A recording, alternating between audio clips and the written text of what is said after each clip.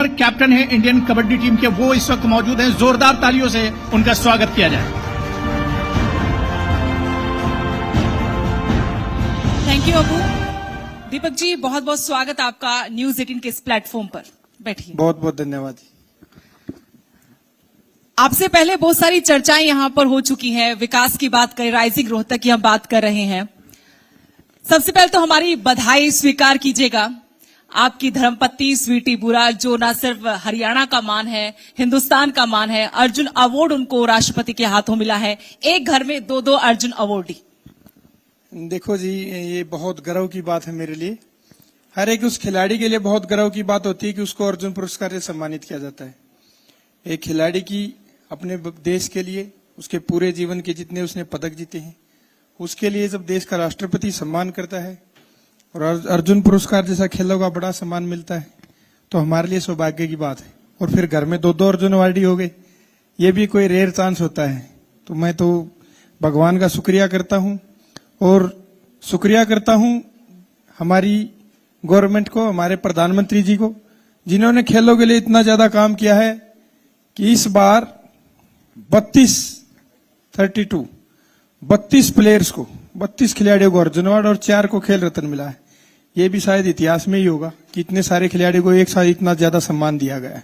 और हरियाणा का भी जिक्र कर लेते हैं, यहाँ पर बड़ाई कर लेते हैं, क्योंकि फख्र की बात है कि उनमें से 12, जिसमें से 11 खिलाड़ी हमारे जिनको खेल अवार्ड मिले और एक हमारे कोच द्रोणाचार्य अवार्डी।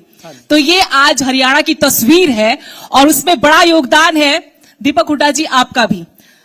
एक बड़ा नाम है आप खेल जगत का। कबड्डी में जो मान आपने अपने लिए कमाया, वो हिंदुस्तान के लिए भी कमाया। प्रो कबड्डी से आपने कबड्डी को घर घर तक फिर से पहुंचाया, जिंदा किया इस ग्रामीण खेल को, और हिंदुस्तान का मान आपने एशिया में पहनाया। देखो, एक कोई भी प्लेयर हो, उसके लिए जब भारत की जर्सी मिलती है तो आंखों में आंसू होते हैं, होता खुशी का पल है। लेकिन जब कोई खिलाड़ी इंडिया टीम की किट मिलती है, इंडिया लिखा हुआ, तो हमारे लिए उससे बड़ा कोई पल नहीं होता। और मैं सौभाग्यशाली मानता हूं अपने आप को कि देश के लिए इतने लंबे समय तक खेला। Asian games, world cup, Asian championship, लगातार बाहर देशों में जब हमारे देश का राष्ट्रीय गान बजता है ना, तो उससे बड़ी किसी के प्लेयर के लिए कोई खुशी नहीं होती। हमें गर्व है हिंदुस्तानी होने पर, भारत देश का नागरिक होने पर, और हमारे तिरंगे को दुनिया में जितनी बार लहरा सके हमने वो लहराने की कोशिश की, हमारा राष्ट्रीय गान बजवाने की। ये तो सरकार को धन्यवाद करना चाहूंगा मैं सब खिलाड़ियों की तरफ से कि लगातार हमारे भारत देश में खिलाड़ियों को आगे बढ़ाने के लिए, और हमारे जैसे ग्रामीण तबकों की स्पेशल बात यह है कि जब से भारतीय जनता पार्टी की सरकार बनी है, ग्रामीण इलाकों में जो खेल स्तर को बढ़ावा मिला है और जो ग्रामीण इलाकों से खिलाड़ी इतनी ऊपर तक पहुंचे हैं, चाहे आप मेरी बात करें, चाहे मनु भाकर की बात करें, स्वीटी बुरा की बात करें, पैरालंपिक के 15 खिलाड़ियों को अर्जुन अवार्ड दिया गया है। बिल्कुल। और उनको पैरालंपिक के जो खिलाड़ी होते थे, हमारे आदरणीय प्रधानमंत्री ने सबसे पहले उनको दिव्यांग का नाम दिया, और अब 15 खिलाड़ियों को एक साथ अर्जुन पुरस्कार, इतना मान बढ़ाया। एक खिलाड़ी को खेल रत्न भी दिया, पुराने प्लेयर्स को भी याद किया, अर्जुन पुरस्कार भी दिया। पहले साल में 8-10 मुश्किल से अर्जुन पुरस्कार देते थे जी। कुछ खिलाड़ी जिन्होंने देश का इतना बड़ा जी, मैं माफ कीजिए, रोक रही हूँ। थोड़ा आपकी बातों से वो नेता वाला टच अब आने लगा है, नेता बन गए, उस पर भी जाएंगे हम। लेकिन थोड़ा मैं खेल पृष्ठभूमि से शुरुआत करना चाहती थी अपनी चर्चा की, लेकिन लग रहा है कि भा रही है राजनीति आपको। वो जो शब्दों का इस्तेमाल है, जो बात रखने का तरीका है, वो खिलाड़ी से अब राजनेता का ज्यादा लग रहा है। नहीं, बात राजनेता की नहीं है जी। मैं यहीं रोहतक के पास मेरा गांव, छोटा सा समरिया गांव है। बचपन में मैं अनाथ हो गया था जी। माँ बाप उसी संघर्ष पे आना चाहती। बहुत कम उम्र में आपने माता पिता को खो दिया था। मैं वही बात बता रहा हूँ। आप राजनेता की बोल रहे हैं कि नेता की तरह बता रहे हैं, मैं सच्चाई बता रहा हूँ।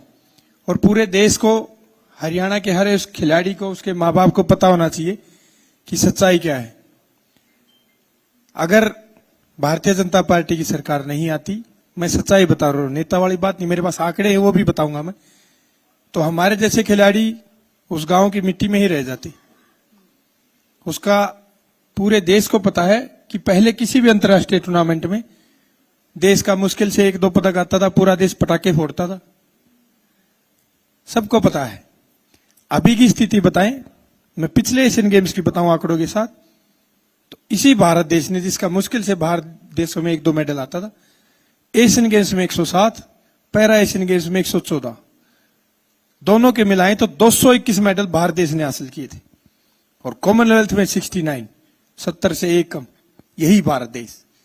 और यही भारत देश 2036 में ओलंपिक खेलों की भी मेजबानी करने जा रहा है। ये काम किया है जी। ऐसे नहीं बोल रहा कि मैं उस पार्टी का हिस्सा हूं, देश के लिए सबसे अच्छी पार्टी का हिस्सा, मुझे गर्व है। मैं सच्चाई बता रहा हूं सिर्फ आंकड़ों के साथ कि ये वो भारत देश है 2036 में जो ओलंपिक खेलों की मेजबानी करने जा रहा है, और पूरी दुनिया को हम पदकों के साथ चौंका भी देंगे। इतनी बड़ी संख्या में हमारे पदक भी आने वाले हैं। और यहाँ पर कुछ दूसरे ऐसे खिलाड़ी भी हैं जिनको शिकायत है कि एक फलां सरकार में तो सीधा डीएसपी लगते थे जी, ऐसी बातें भी होती हैं। और अब देखिए क्या ग्रुप सी में, ग्रुप डी में नौकरियां लग रही हैं खिलाड़ियों की।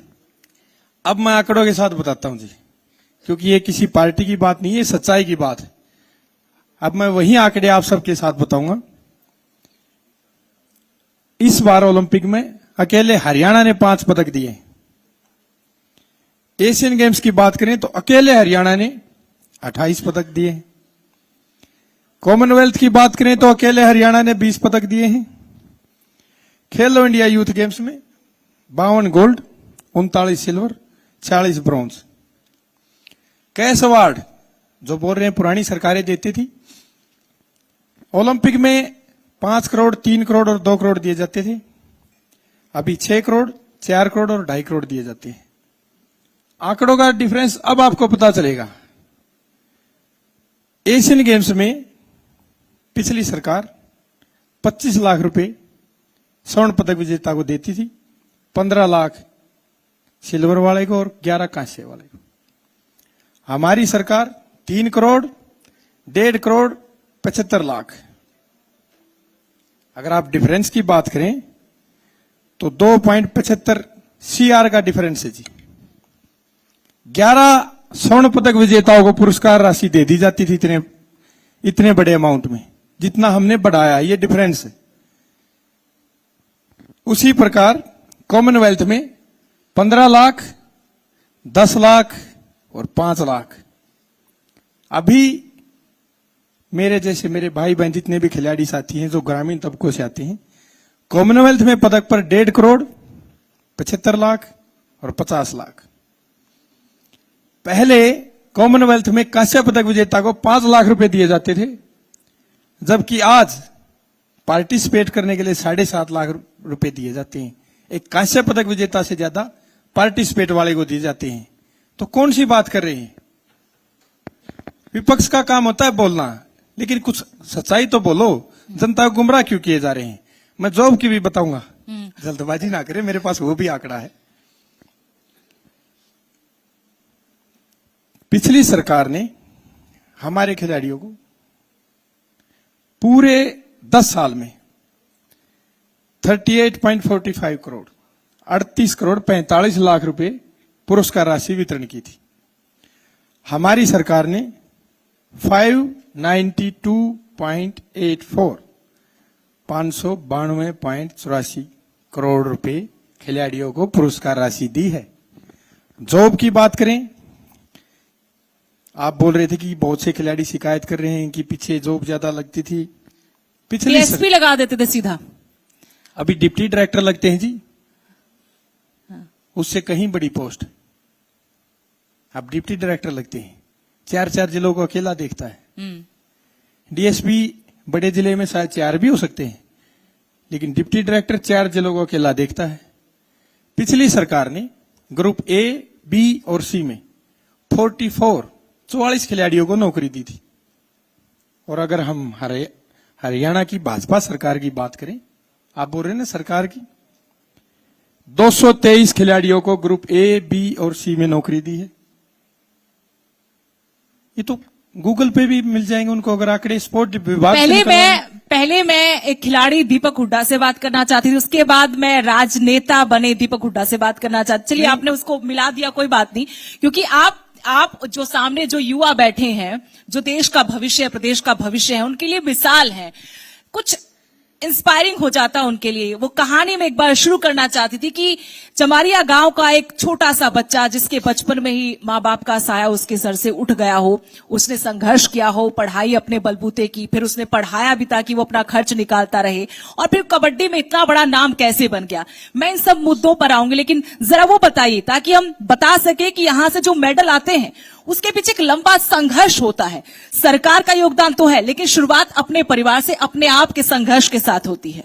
बिल्कुल, मैं तो सिर्फ एक सच्चाई बयां कर रहा था। आपने ही सवाल उठाया था कि कुछ खिलाड़ी शिकायत कर रहे हैं कि अब सुविधाएं कम है या जॉब कम मिल रही है। मैं उस जो युवा बैठे हैं सामने उनके लिए जरूर बताना चाहूंगा, मैं प्रभावित हूं वो बात अलग है, मैं सच्चाई बता रहा था। आपने अगर पूछ ही लिया है तो उस समय में वापस जाना मेरे लिए हमेशा मुश्किल होता है।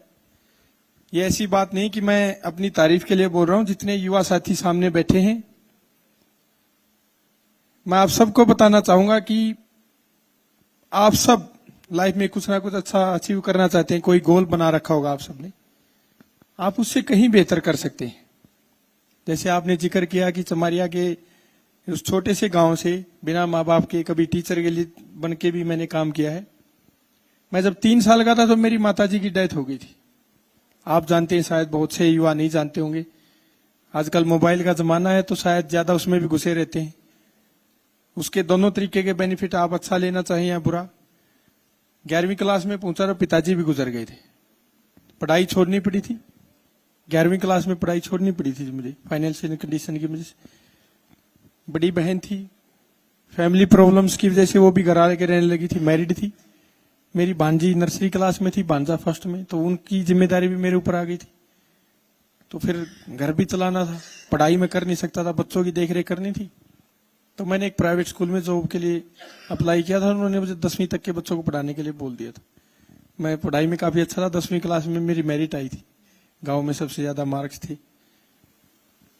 तो वहां से लाइफ का स्ट्रगल शुरू हुआ। एज ए टीचर काम किया। फिर मैं कोई ऐसा खेल में खेल नहीं सकता था जिसमें पैसे इन्वेस्ट कर सकूं, इसलिए मैंने कबड्डी का चूज किया। उसमें सिर्फ एक खेल किट लगती है, ऊपर जर्सी और निकर पहना और निकल लगे, वो मैं चीज कर सकता था, क्योंकि मुझे यह था कि लाइफ अपनी चेंज करनी है। मैं सुबह 2-2:30 बजे हर रोज उठता था, मुझे किसी भी कंडीशन में मेरी लाइफ ठीक करनी थी और प्लेयर बनना था अच्छा। मैं ये भगवान का हमेशा शुक्रिया करता हूं कि मुझे सद्बुद्धि दी। शायद मेरे पेरेंट्स का ऊपर से आशीर्वाद रहा। मेरे गांव से गोहाना 29-30 किलोमीटर पड़ता है। आजकल जब मैं माइक में बोलता हूं तो मुझे भी मतलब रिवर्स जाके सोचना पड़ता है कि क्या मैं भागता था। मैं गोहाना तक भाग के वापिस आता था जी, वीक में 2-3 बार। 60 किलोमीटर हो जाता है। और फिर आने के बाद मैं थोड़ी कबड्डी की प्रैक्टिस करता स्किल। और एक और बात बता दूं, बहुत से हमारे खिलाड़ी साथी हैं या दूसरी फील्ड में जो आगे जाना चाहते हैं, बिना गुरु का प्लेयर हूं। बहुत से लोग बोलते हैं अच्छी कोचिंग नहीं मिली, टेस्ट क्लियर नहीं किया, या अच्छी कोई कोच नहीं मिला तो अच्छा प्लेयर नहीं बना। मुझे ये कमी है, बिना गुरु का खिलाड़ी हूं। बस ये था कि कोई भी स्किल अगर, ये बड़ी बात है खासतौर पर आजकल के युवाओं के लिए, क्योंकि वो छोटी छोटी बातों पर शिकायत बहुत करते हैं और चुनौतियों से, संघर्ष से बचते हैं, डरते हैं। छोटी सी बात, छोटी सी हार हुई तो वो डिप्रेशन में चले जाते हैं। मेरे गांव में कबड्डी का ग्राउंड था, कुछ खिलाड़ी खेलते थे, स्टेट नेशनल भी खेले हैं, उसके बाद वो लीग में भी खेले हैं। मुझे उस ग्राउंड पे प्रैक्टिस तक करने नहीं दी गई थी। साथ में एक पुराना कुश्ती का अखाड़ा था, मैं उसमें हर रोज पानी डालता, कस्सी से उसको तैयार करता, अकेला प्रैक्टिस करता था और डंडे लगा के। जो कबड्डी जानते हैं उनको अच्छी तरह पता है, उसको अपना कॉर्नर समझ लेता, उसको अपना कवर समझ लेता। सरकारी स्कूल हमारे गांव में, उसमें टूटी हुई चेयर्स को रख लेता था, जो पुरानी एक कमरे के बाहर रखी थी। वो मेरे खिलाड़ी हो जाते थे मेरी प्रैक्टिस करने के लिए। तकरीबन 2-2.5 साल मैंने ऐसे प्रैक्टिस की है। और रात को खाना खाने के बाद भी मैंने 2-2.25 साल हर रोज प्रैक्टिस की। और कोई फोन नहीं होता था, कोई अलार्म नहीं होता था। 12 बजे तक मुझे नींद आती थी, मैं थक के सोता था जी। कभी वैसे लाइफ का ऐसा फेज था, मुझे नींद नहीं आती थी जी, ये फैक्ट है। चिंता ही रहती थी कि खिलाड़ी अच्छा नहीं बना तो सिस्टर को कैसे संभालूंगा, भांजा भांजी को कैसे संभालूंगा।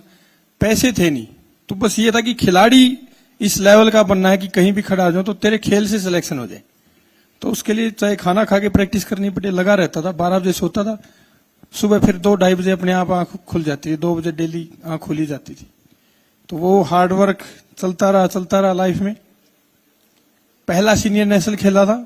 इस दौरान बहुत सी लंबी कहानी हो जाएगी, इसलिए मैं शॉर्ट में बता रहा हूँ। नहीं, मैं बस एक सवाल इस बीच पूछना चाहती हूँ। जब आपने कबड्डी को चुना तब ये चुना था कि में कंपटीशन कम है और मैं अगर नेशनल खेल गया, इंटरनेशनल कोई खेल गया, कोई पदक आ गया तो सरकारी नौकरी लग जाएगी? क्योंकि प्रो कबड्डी तो बहुत बाद में आया ना, जिसमें शोहरत आपको मिली, जिसमें पैसा आपको मिला।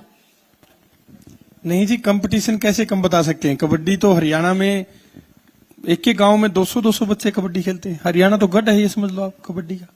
कबड्डी कंपटीशन कहाँ कम है? मैं हरियाणा में स्टेट में फर्स्ट आए थे, मैं आपको बता दूं 2012 की बात है।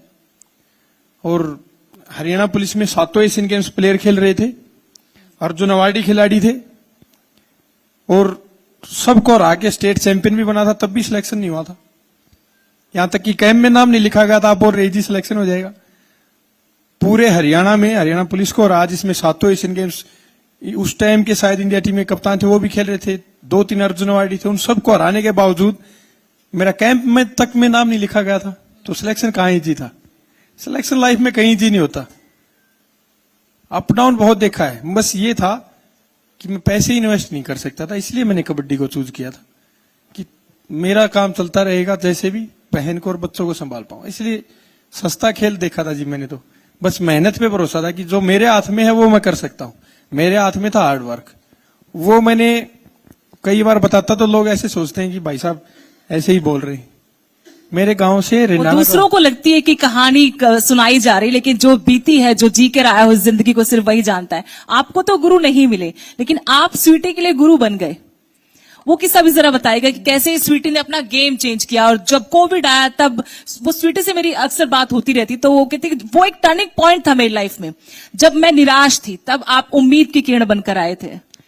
देखो, गुरु तो नहीं बोल सकता, गुरु का स्थान तो बड़ा होता है हमारी लाइफ में। सबके लिए गुरु हमारे लिए तो महान होते हैं। हाँ, एक साथी की तरह कोशिश की हमेशा।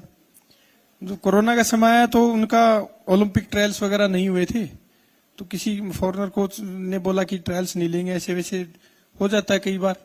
तो उनको निराशा ज्यादा हो गई थी एकदम से। तो वो बोले कि मैं क्विट कर रही हूँ, मैं आज से बॉक्सिंग नहीं खेलूंगी। तो कोविड आया तो उसमें दिन में रूल रेगुलेशन ज्यादा रहते थे जनता की भलाई के लिए, कोई बाहर नहीं निकल सकता था। तो राजीव गांधी स्टेडियम का हमारा कबड्डी हॉल की मेरे पास की रहती थी अलग से, तो मुझे तो एक्स्ट्रा प्रैक्टिस करनी होती थी। मैं अंधेरा होने के बाद जब सख्ताई कम होती थी तो चुपके से जाते थे प्रैक्टिस करने के लिए, मैं, मेरा भांजा और स्वीटी जी। तो हम रात को 6-6:30 बजे अंधेरा होने के बाद जाते, और रात को 11, 11:30, 12 ही बज जाते थे कई बार। सिक्योरिटी वाले भगाते थे कई बार कि भाई साहब रिक्वेस्ट कर रहे हैं, आप चले जाओ, बहुत देर होगी, हम कब तक जाके, हमारे ऊपर हमें भी आगे जवाब देना पड़ता है। तो उनको निराशा ये थी कि मैं आज के बाद बॉक्सिंग ग्लव्स नहीं पहनूंगी। मैं लास्ट एशियन, मेरा ओलंपिक का ट्रायल नहीं लेने दिया गया था, और इस बार भी ट्रायल्स नहीं हुए, तो मैं बॉक्सिंग छोड़ रही हूँ। तो मैं थोड़े दिन तो उसको महीना तो कुछ नहीं बोले, फिर मैं बोला कि आप फिर मेरे साथ कबड्डी खेलो। मैं नहीं खेल सकती ये वो। मैंने बोला आप इतने हेल्दी हो, इतने फिट हो, इतने साल संघर्ष किया है, इतना हार्डवर्क किया है, अब मेरे साथ करो कबड्डी। तो उन्होंने 5-6 महीने में ही वो इतना हार्डवर्क किया मेरे साथ, वो नेशनल्स के लिए सिलेक्ट हो गई थी कबड्डी में। तो उन्होंने तो मेरे साथ एशियन गेम्स खेलने का प्लान बना लिया था कबड्डी का। फिर हुआ क्या, उनकी एशियन चैंपियनशिप की ट्रायल्स आ गया, और उन्होंने वो न्यूज़पेपर्स में देखा। मैं घर आया था, मैं कहीं बाहर से, तो न्यूज़पेपर देख रही थी, और फिर मैं आया तो उन्होंने मुंह छुपा लिया मेरे से, आंखों में आंसू आए हुए थे। तो मैं पूछा कि क्या हुआ? वो कुछ नहीं हुआ, कुछ नहीं हुआ। मैं बोला नहीं बताओ। तो फिर बोली मेरी एशियन गेम्स चैंपियनशिप की ट्रायल आई हुई, रोते रोते ऐसे बोले मुझे, तो आपको खेलना है? बोली नहीं, मैं वापस नहीं जाऊंगी। फिर मैं पूछा खेलना है? बोली कि मेरे जे रग रग में बॉक्सिंग है, मैं जुदा तो नहीं हो पा रही हूं, लेकिन मैं खेलूंगी कैसे? मैंने तो 9 महीने से ग्लव्स नहीं पहने हैं, मैं ट्रायल्स देने नहीं जाऊंगी। मैं आज तक इंडिया में किसी नेशनल्स में, वो लगातार जब से उन्होंने सब जूनियर लेवल से बॉक्सिंग खेलना स्टार्ट किया, आज तक 23 नेशनल हो चुके हैं, वो कभी हारे नहीं है, लगातार चैंपियन रहे हैं। तो बोली मैं ऐसे ट्रायल्स नहीं दूंगी, मुझे अच्छा नहीं लगेगा, प्रैक्टिस ही नहीं की है, 9 महीने हो गए, ग्लव्स नहीं पहने हैं, मैं ऐसे नहीं जाऊंगी। मैंने उनको बोला आप कितने घंटे प्रैक्टिस करते हो? बोले अब तो 12-13 घंटे हो रही है। बॉक्सिंग में कितने करते हो? बोले उस टाइम तो 2, 4, 6-7 घंटे होती है, 3 टाइम तो 2 घंटे करे। तो अब तो हम सुबह भी 5-6 घंटे कर लेते हैं, क्योंकि मुझे उस टाइम ये था कि अलग करना है और वो मेरे साथ थे। तो बोली मैं फिटनेस की किस लेवल की आपकी? बोली आज तक सबसे ज्यादा। फिर तो आप ट्रायल से दो, आपकी बॉक्सिंग तो आपके अंदर है, वो तो आप 2-3 ग्लव्स पहनोगे तब आपके अंदर से निकल आएगी, वो बाहर थोड़े ना गई कहीं। तो मैंने उनको एग्री कर लिया कि बोले ठीक है मैं खेलूंगी। और फिट इतने हो गए कि आप तो रिंग में किसी के पकड़ में नहीं आओगे, आपके लेग मूवमेंट्स और ज्यादा तेज होंगे, हैंड मूवमेंट्स ज्यादा तेज होंगे, आपके पंचेस ज्यादा निकलेंगे, इतने फिट हो रखे हो आप। तो एग्री हुए। और मैं सच्चाई बताऊं, वो ट्रायल्स देने के लिए गए, दिल्ली आईजी स्टेडियम में ट्रायल्स हुई थी। 7 लड़कियों के साथ उनकी ट्रायल हुई अलग अलग, 7 को उन्होंने 5-0 से हराया। एशियन चैंपियनशिप के लिए सिलेक्शन हुए। वो खेल था अंदर, आत्मा थी खेल की। लेकिन अगर आप पुश नहीं करते स्वीटी को तो आज वर्ल्ड चैंपियन स्वीटी हमारे साथ नहीं होती। इसके लिए बधाई के पात्र हैं आप और शुक्रिया आपका कि आज हरियाणा की बेटी स्वीटी पूरा नाम रोशन करी बॉक्सिंग में। लेकिन जो फैसला आपका था राजनीति में आने का, स्वीटी भी चाहती थी कि राजनीति में उनको आना है और टिकट मिल जाए, दावेदारी भी की थी बरवाला विधानसभा सीट से। क्यों सोचा आप लोगों ने राजनीति में आने की? ये कहां से आया थॉट कि खेल के मैदान से सीधा? हालांकि उससे पहले बहुत सारे नाम हैं, बबीता फोगाट है, संदीप सिंह है, योगेश्वर दत्त है, वो भी राजनीति में आए। लेकिन मुझे लगा कि बहुत जल्दी है आपके लिए, तो फिर भी मान लेते, लेकिन स्वीटी खेलते खेलते अगर सोचे कि राजनीति में आना। उनका ऐसा कुछ ज्यादा नहीं है, वो अभी भी खेल रहे हैं लगातार। मेरा यह था कि मैं लंबे समय से खेल को वॉच करता रहा हूं और बहुत से खिलाड़ियों को, अगर आपको पता हो, हमने एक स्कीम चला रखी है, खेलेगा भारत जीतेगा भारत, गेम ऑन नशागोन। मैं राजस्थान की तरफ से नेशनल रिप्रेजेंट किया लगातार 15-16 साल, तो मैंने वहां भी और हरियाणा में भी मैं 410 गांव कवर कर चुका हूं।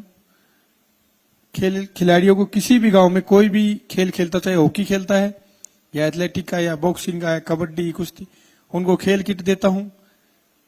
अभी पीछे मैंने 100 गांव में तो खेल प्रतियोगिता करवाई थी, खेल प्रतियोगिता भी करवाई मैंने। तो मेरा एक उद्देश्य है कि मेरे से भी अच्छे टैलेंट, मैं तो कुछ भी नहीं हुई जी, मेरे से भी अच्छे टैलेंट है इन गांवों में। बस ये है कि उनको उभारने की थोड़ी जरूरत है, उनको सपोर्ट की जरूरत है। बहुत से खिलाड़ी दम तोड़ देते हैं सुविधाओं की वजह से, या उनको सही समय पर मार्गदर्शन नहीं मिलता।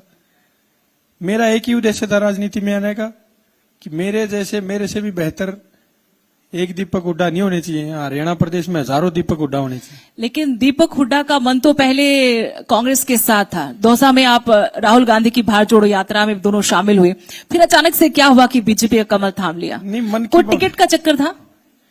मन की बात नहीं है।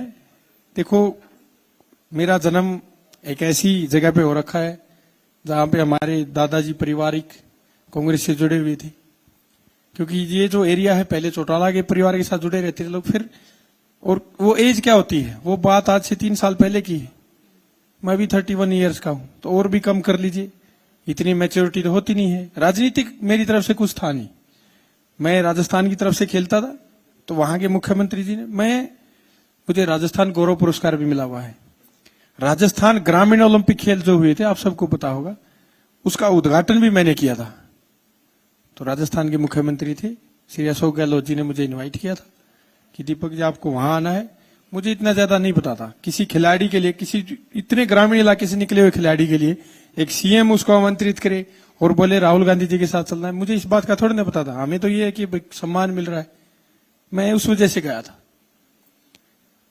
ऐसी बात नहीं। मेरी शादी हुई, दिल्ली रिसेप्शन था हमारा, अनुराग ठाकुर जी, किरण रिजिजू जी सब आशीर्वाद देने के लिए तब भी आए थे। 2022 की बात। तो मन पहले से बीजेपी के साथ था, ये कह रहे हैं वो आप? पहले से ही थी। अच्छा, ठीक है। मैम से आपको टिकट भी मिल गया। चलो, वो ये कि इस बार चुनाव नहीं जीत पाए आप, धुरंधर भी खड़े हुए थे सामने, आपका पहला चुनाव था और कुछ माहौल भी उस वक्त वैसा ही था। लेकिन आपने एक बड़ा वादा किया था, स्पोर्ट्स पर्सन होने के नाते वादा आपने किया था कि यहां पर स्पोर्ट्स यूनिवर्सिटी में बनवाऊंगा। चुनाव भले ही हार गए हो, लेकिन सरकार तो बन गई। उस वादे का क्या हुआ? वादा वही है, ये आज वो लोगों को बोलने के लिए नहीं था। आज भी हरियाणा के खिलाड़ियों से अगर आप, अंतर्राष्ट्रीय पदक विजेताओं से भी अगर पूछेंगे, दीपक हुड्डा उस दिशा में बेहतरीन कोशिश कर रहा है। जो आपने बोला था डीएसपी वाली बात, उसके लिए भी हमारे आदरणीय मुख्यमंत्री नायब सिंह सैनी जी, खेल मंत्री जी, हरियाणा सरकार, पूर्व मुख्यमंत्री मनोहर लाल जी स्पोर्ट्स पॉलिसी में बेहतरीन बदलाव के लिए भी लगातार बैठकें चल रही है। हरियाणा के हर एक उस खिलाड़ी को मैं बता दूं, कोई भी छोटी मोटी अगर कमी रही है जिसमें और भी सुधार करना है खिलाड़ियों के लिए और खेल जगत के लिए बेहतर करने के लिए, मैं हरियाणा सरकार के साथ दिन रात लगातार कोशिशों में लगा हुआ हूं। वो खेल यूनिवर्सिटी भी जल्दी बनेगी। पहले हरियाणा सरकार हर डिस्ट्रिक्ट में जितने भी स्टेडियम्स है उनको और ज्यादा बेहतर बनाने की तरफ कदम रख रही है। खिलाड़ियों के लिए बेहतर पॉलिसी आ रही है, पहले से कहीं ज्यादा बेहतर। क्योंकि दीपक जी, राइजिंग रोहतक का सपना तो तभी साकार होगा जब ऐसे ऐसे वादे पूरे किए जाएंगे। आप स्पोर्ट्स पर्सन है और रोहतक तो गढ़ है, हम राजनीति का गढ़ तो कहते ही हैं। यहाँ से तो खिलाड़ी और कितने खिलाड़ी पैदा होते, कितने पदक आते हैं, तो इसमें 4 चांद लग जाएंगे अगर आपने ये वादा पूरा कर दिया तो। तब हम मानेंगे वाकई में रोहतक का विकास हुआ है, कुछ हो रहा है यहाँ पर। बिल्कुल हो रहा है जी विकास की मैं आपको बात बता रहा, फिर बोलेंगे आप आंकड़े उठा के ले आए। वक्त तो मेरे पास थोड़ा कम है, मैं पहले आपको बता, मैं 1 मिनट ही लूंगा, आपके पास भी वक्त कम है। तो अगर स्पोर्ट्स इंफ्रा की बात करें, सिर्फ पिछले 6 साल के आंकड़े, मुझे भी ज्यादा समय नहीं था, मैं महम से आया था जनता दरबार से, तो 728.62 करोड़ हमारी सरकार ने स्पोर्ट्स इंफ्रा पे लगाए हैं। यहां अभी हरियाणा में 3 स्टेट लेवल स्पोर्ट्स कॉम्प्लेक्स है, 21 डिस्ट्रिक्ट लेवल स्पोर्ट्स कॉम्प्लेक्स है, 25 सब डिविजनल है, 163 राजीव गांधी ग्रामीण खेल परिसर है, 245 मिनी या रूरल स्टेडियम बोल सकते हैं। और जल्दी ही हरियाणा को काफी बड़ी सौगातें मिलने जा रही हैं, जैसे मैंने आपको बताया, उसके ऊपर लगातार बैठकें चल रही हैं। खेल यूनिवर्सिटीज हों, हाँ मैं भूल गया था, अभी ओलंपिक नर्सरीज हर जिले में हरियाणा सरकार ओलंपिक नर्सरी बनाने जा रही है। उस ओलंपिक नर्सरी के माध्यम से खिलाड़ियों को ओलंपिक तक के सफर के लिए तैयार किया जाएगा जी। ये एक बहुत बड़ी सौगात होगी पूरे हरियाणा प्रदेश के लिए। चलिए, उम्मीद करते हैं राइजिंग रोहतक में आपका भी योगदान हो और खेल विभाग का योगदान हो, सरकारी का योगदान हो। आपने वक्त निकाला, बहुत बहुत शुक्रिया दीपक हुड्डा जी। एक सवाल मैं पूछना चाहती हूँ, अगर इनकी धर्मपत्नी स्वीटी बुरा को हम पंच क्वीन कहते हैं, तो अगर मैं गलत नहीं तो इनको दुबकी किंग कहते हैं। कबड्डी की बहुत ज्यादा नॉलेज तो नहीं है, वो क्या है? दुबकी किंग मुझे नहीं बोलते, वो हमारा साथी एक दूसरा। लेकिन होता क्या है ये? वो बैठ के निकलते हैं उसको बोलते हैं। अच्छा, मुझे मिस्टर फिटेस्ट बोलते थे जी कबड्डी जगत में। मुझे फिटेस्ट खिलाड़ी ऑफ द वर्ल्ड का अवार्ड मिला 2016 में जी। तो अच्छा, बैठ के निकलने की टेक्निक को उसको बोलते हैं। हाँ जी। चलिए, बहुत बहुत शुक्रिया दीपक हुड्डा जी, आपने वक्त निकाला और हम आपसे रिक्वेस्ट करेंगे अभी स्टेज पर ही आप रहे। बिल्कुल, बहुत बहुत शुक्रिया दीपक हुड्डा जी हमारे साथ जुड़ने के लिए और बेबाकी से अपनी बात रखने के लिए। अब मैं इनवाइट करूंगा सुदेश जी को कि वो मोमेंटो देकर सम्मानित करें दीपक हुड्डा जी को।